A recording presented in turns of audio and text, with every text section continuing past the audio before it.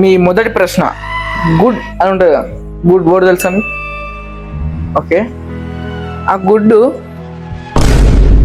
ఈ గుడ్డు ఒకటి ఉంటుంది, ఏం ఆమ్లెట్ వేసుకుంటాం, బాయిల్ చేసుకుంటాం, దీంతో కొంచెం ఎక్స్పెరిమెంట్ చేస్తాం ఫైబర్ లైక్ దట్. బుక్లో కూడా వేస్తారు కదా, good star, good good good అని.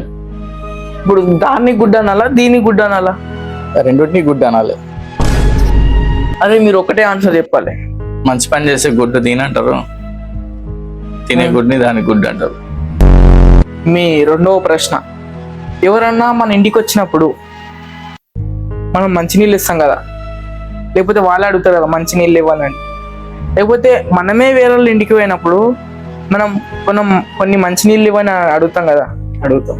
ఇప్పుడు వాటర్, నీళ్ళు పక్కన మంచి అని ఎందుకు పెట్టిర్రు?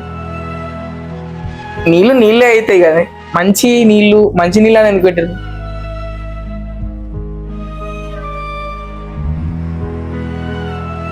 నీళ్ళు మంచిగా ఉంటాయి, ఆల్రెడీ యూజ్ చేసిన చెడు కూడా ఉంటాయి. అట్లాంటివి మనం ఎందుకు ఇస్తాం వాళ్ళకి? అంటే ఇది సాంప్రదాయం అనుకోవచ్చా? అవును, ఇండియన్ సాంప్రదాయం. సో మీకు ఆన్సర్ తెలీదా?